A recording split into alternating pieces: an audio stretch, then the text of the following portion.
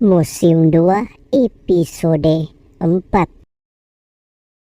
Thusnelda mengatakan mengapa Arminius berlutut di hadapan Marbot, padahal dirinya pasti selalu memiliki pilihan di antara yang lain. Namun Arminius mengungkapkan bahwa ia kali ini sama sekali tak memiliki pilihan selain mengakui Marbot sebagai raja di antara semua suku. Saat tiba di desa tanpa terduga, tiba-tiba saja Fasus datang menghampiri. Tujuan ia ke sana adalah untuk memberikan sebuah hadiah pedang dari Jenderal Tiberius sebagai tanda kesetiaan dan kepercayaannya. Tak hanya itu, Fasus juga memberikan sebuah pesan pribadi dari Tiberius. Arminius yang mengetahui kedatangan Fasus dengan segera mengancamnya. Namun hal itu dicegah oleh Marbot, di mana Fasus merupakan utusan Roma yang merupakan di bawah perlindungannya, dan Arminius tak dapat berbuat banyak. Thusnelda begitu sangat kesal kepada suaminya, di mana dirinya menyerahkan masa depan mereka di tangan Marbot. Thusnelda tahu persis bahwa tidak akan ada kedamaian jika berdamai dengan Romawi. Bangsa Roma telah menyalip keluarga Volscens, membayar upeti, bahkan membuat adiknya menjadi cacat. Namun Arminius menegaskan bahwa Marbot suatu saat nanti pasti akan menyadari hal tersebut. Und wenn ich Entscheidungen zu treffen habe, ich bin direkt. Und aber dann entscheide ich. Und wie du mich im Stich... Weil du deinen Stamm im Stich gelassen hast. Weil du ein Verräter bist. Pass auf. Gelassen hast heute. Dein Ziehvater verrat. Was du sagst. Du hast... Pass auf, was... Und du hast 1000 Menschen... Du sagst. Di sisi lain, Marbot telah memberikan pondok sebagai tempat beristirahat untuk Fasus. Ia juga telah dikawal oleh beberapa anak buahnya, sehingga dirinya tentu saja aman dari segala bahaya. Marbot memberitahu istrinya apa yang telah tertulis dalam pesan pribadi yang dikirim oleh Jenderal Tiberius. Ternyata itu adalah sebuah pesan perintah bahwa Marbot harus membunuh Fasus sebagai bentuk kepercayaannya. Dengan hal itu sebagai balasannya, semua permintaan Marbot akan dipenuhi oleh Jenderal Tiberius. Marbot, du wirst das Richtige tun. Sementara di tempat lain, perempuan berambut ikal yang bernama Dido masih saja mengalami sekarat akibat luka pedang yang dideritanya. Rura yang merupakan peramal dari desa Kruski memberikan saran kepada Volscens bahwa ia harus melakukan pengorbanan dengan para dewa agar Dido bisa sembuh dari penyakitnya. Mendengar hal itu, Volscens dengan segera mendatangi gua sembari meminta pertolongan. Saat berada di sana, Volscens mengatakan bahwa dirinya berterima kasih atas kekalahan bangsa Roma atas terbalasnya dendam keluarganya. Namun ia tak mau kehilangan Dido yang merupakan orang satu-satunya yang menemani dirinya kala ia mengalami kesulitan. Dengan hal itu, Volscens membuat kesepakatan dengan para dewa mengorbankan anak sematawayangnya untuk tidak mengakuinya dan melepaskannya dari hidupnya, dengan tujuan agar Dido bisa selamat dan bisa sembuh dari luka yang dideritanya.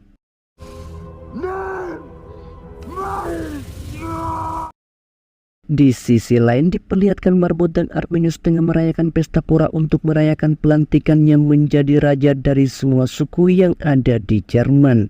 Ia mengatakan berkat aliansinya dengan Roma akan membuat mereka menjadi kaya raya. Artinya ia lebih memilih berbisnis dengan Roma ketimbang harus berperang melawannya.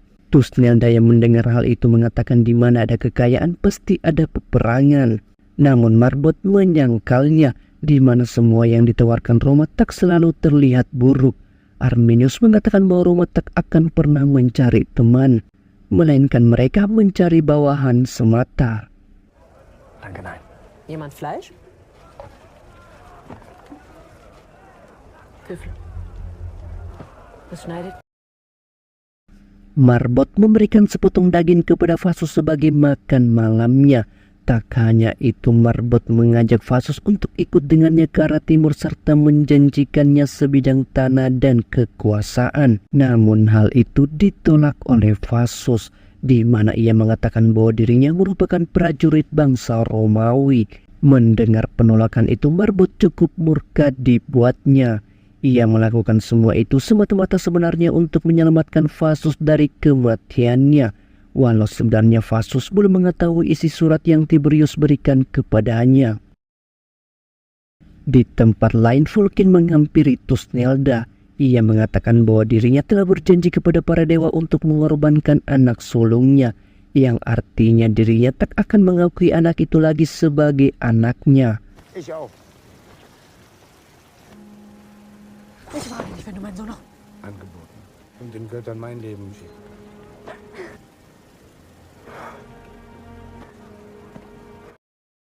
Gaius yang merupakan paman dari Fasus tak tega melihat pamannya dikurung dalam kondisi yang seperti itu, berniat untuk menyelamatkannya. Tak berselang lama dari itu tiba-tiba saja Marbot datang ke tempat tersebut. Tujuan ia ke sana adalah untuk memperlihatkan isi pesan dari Tiberius bahwa dirinya mendapatkan perintah untuk membunuhnya. Mendengar hal itu Fasus tak dapat berkata-kata. Namun tanpa terduga tiba-tiba saja Fasus menghantam kepala Marbot hingga ia tak sadarkan diri.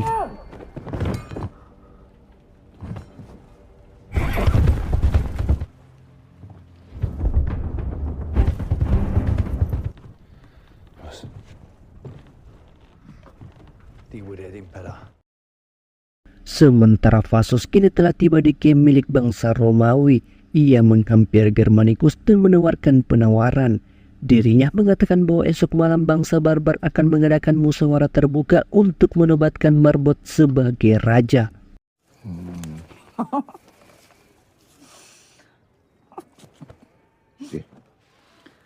Wie geht's dir? Kini tibalah musyawarah terbuka itu. Arminius mengungkapkan bahwa ia sama sekali tak percaya akan perdamaian dengan bangsa Roma, tetapi tidak dengan Marbot, di mana ia sangat yakin bahwa bangsa Roma dapat memberikan kesejahteraan bahkan kekayaan jika bersekutu dengan Roma. Arminius mendukung Marbot sebagai raja bukan karena ia mempercayai bangsa Roma, melainkan ia mempercayai bangsanya sendiri. Dengan Marbot mereka tak hanya bisa menjadi suku Keruski, melainkan menjadi satu sebagai suku yang bersatu. Dengan hal itu mereka menjadi lebih kuat untuk memerangi bangsa Romawi. Und im Krieg.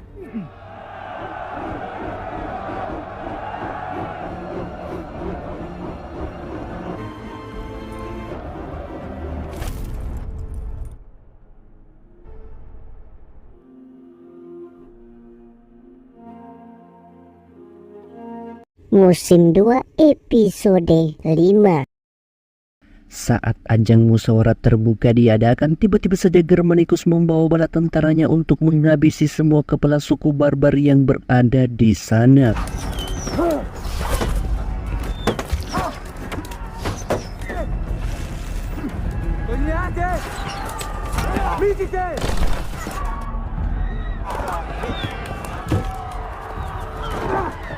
Volkin yang merupakan seorang pemberani dengan hal itu menghabisi seluruh pasukan Romawi dengan seorang diri, hingga membuat Germanicus menarik mundur pasukannya. Namun sialnya istri Marbot harus meninggoy akibat penyerangan tersebut.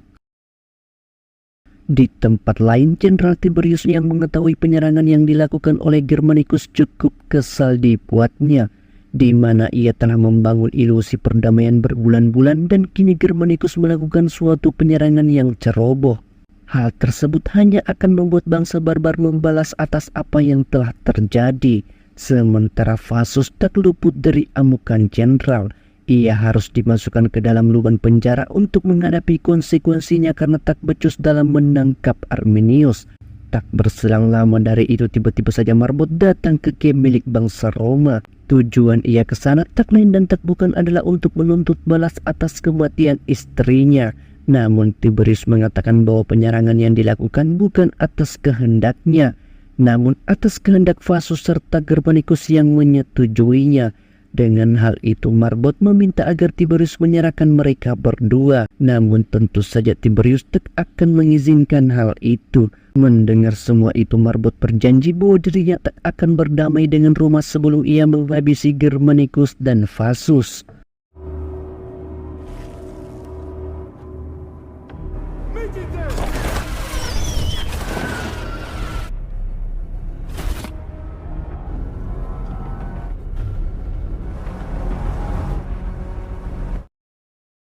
Sementara Arminius dan Tusnelda meminta bantuan Volkin agar dirinya menjemput pasukan Marbot ke arah timur. Namun Volkin sempat menolak hal itu, di mana perjalanan akan membutuhkan waktu 4 hari.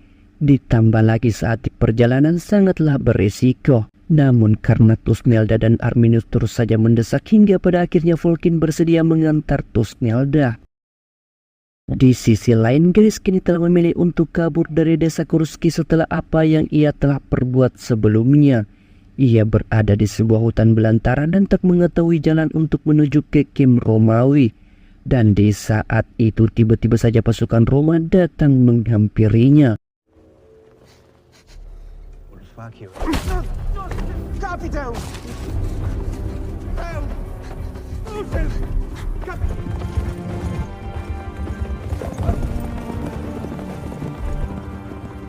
Segestes yang merupakan ayah dari Tusnelda datang menghampiri Arminius. Ia meminta agar dirinya diizinkan untuk tinggal kembali ke desanya sebagai bangsa Kuruski. Arminius yang mendengar hal itu tentu saja menyetujuinya, tetapi dengan syarat bahwa ia harus berjuang dan membantu suku Kuruski untuk memerangi bangsa Roma. Mendengar hal itu, Segestes menolaknya, di mana ia mengatakan bahwa dirinya bukanlah merupakan seorang pejuang. Walau sebenar faktanya bahwa Segestes adalah orang yang licik, ia orang yang telah berani membeberkan rencana Arminius untuk menyerang bangsa Roma di kala itu. Karena ia tak akan mau berjuang demi bangsanya sendiri, Segestes memilih untuk pergi dari sana sekarang juga. Packt eure Sachen. Lasst mir die Schweine. Er wird seine Leute von Rom abschlachten. Alter, feiger Köpf.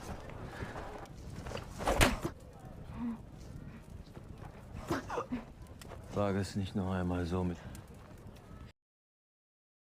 Volkin dan Tusnelda memilih untuk beristirahat sejenak. Dari obrolan mereka, Tusnelda mengatakan walaupun Volkin pergi dari seberang gunung yang sangat jauh, ia akan selalu menjadi orang terdekatnya, yang paling memahaminya dan mengenal dirinya.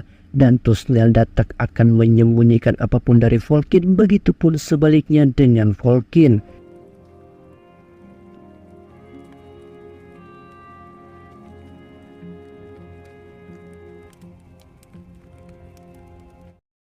Di sisi lain, Arminius dan Tallio berniat untuk memasuki Kem Roma untuk menculik Germanicus. Tallio mengatakan bagaimana mereka bisa memasuki Kem tersebut yang memiliki pengawasan yang super ketat. Arminius mempunyai ide dengan cara menyamar sebagai prajurit. Saat malam hari telah tiba di mana bangsa Roma sedang berpesta ria dengan beberapa wanita penghibur. Dido yang merupakan rekan dari Volkin juga berada di sana. Tujuan ia ke sana adalah untuk membunuh Germanicus karena ulahnya seluruh keluarganya termasuk ayah dari Dido menjadi korban. Dengan hal itu ia berniat untuk membalaskan dendamnya. Saat Dido hendak saja menghabisi nyawa Germanicus, tiba-tiba saja Arminius datang mencegahnya. Arminius mengatakan bahwa mereka membutuhkan Germanicus sebagai sandera.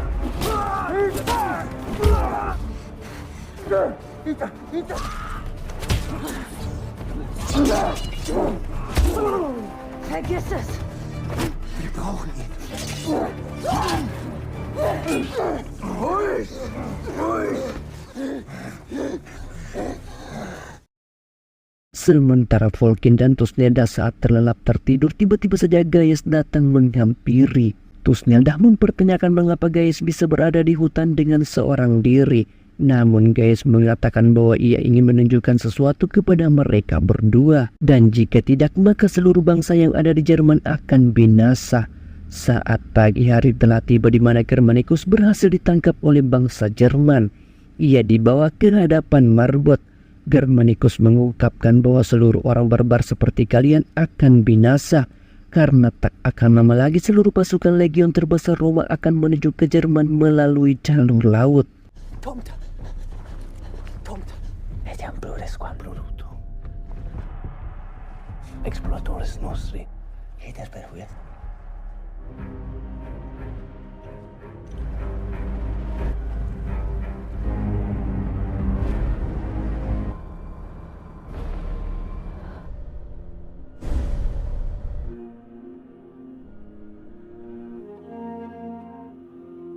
Musim 2 episode 6.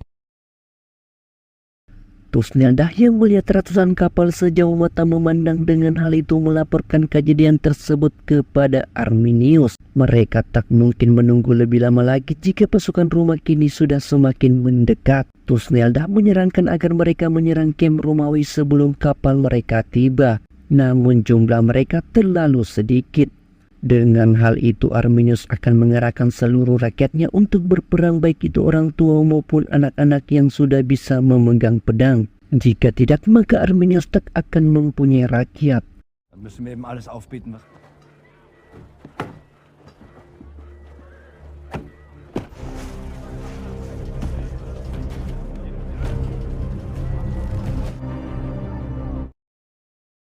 Segestes yang mengetahui semua rencana penyerangan Arminius dengan hal itu mendatangi Jenderal Tiberius dengan seorang diri. Ia meminta penawaran kepada Tiberius selahan tanah emas dan kehidupan yang layak. Dengan hal itu ia memberitahu ke Jenderal Tiberius soal penyerangan Arminius dan Marbot esok hari di kamp miliknya. Tak hanya itu, Segestes juga memberitahu bahwa Arminius telah mengetahui soal kapal milik bangsa Roma dan Marbot akan melakukan segala cara untuk membalaskan dendam istrinya. Di tempat lain, kini kondisi dari Germanicus cukup memprihatinkan, di mana ia diajar babak belur oleh Dido. Ia ingin sekali menghabisi nyawa Germanicus di malam itu juga. Namun Volkin mencegahnya, di mana mereka masih membutuhkan Germanicus. Sementara Tiberius tidak berniat sama sekali untuk menyelamatkan Germanicus.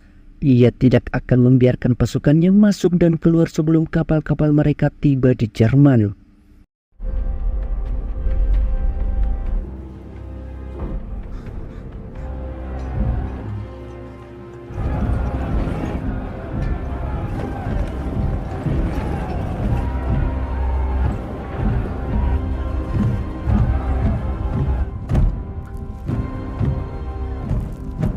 Saat keesokan harinya, di mana seluruh bangsa barbar telah berkumpul untuk melakukan penyerangan di kamp milik Romawi.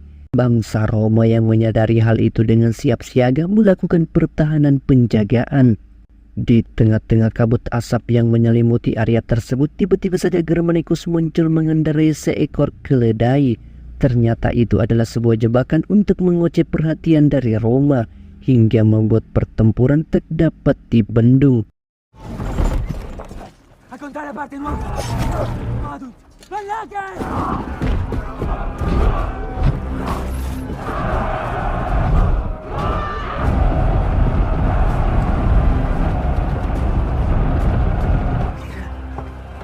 Marbot yang secara brutal menghabisi seluruh tentara Roma tanpa ampun. Dengan hal itu juga ia segera mencari di mana keberadaan dari Tiberius. Sementara Fasus yang berhasil meloloskan diri dengan segera menghampiri Marbot.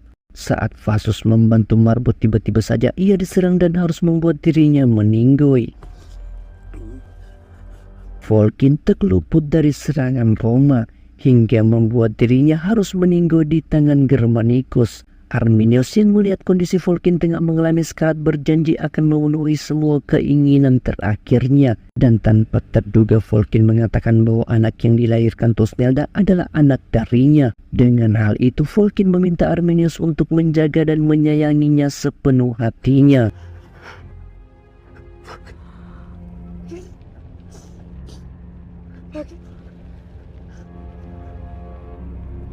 Sementara Jenderal Tiberius berniat untuk kabur dari sana ketika semua prajuritnya berjuang dan rela mati demi Roma.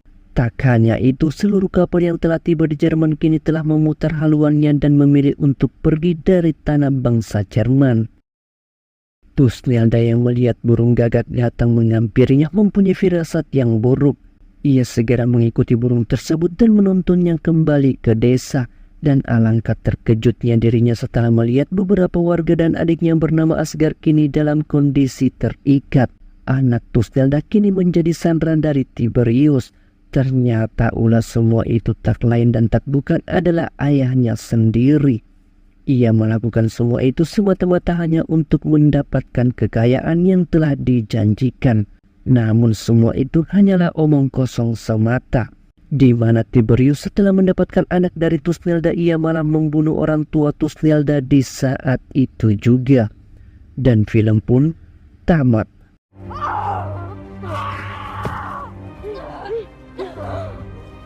Sind wir frei. Strainda.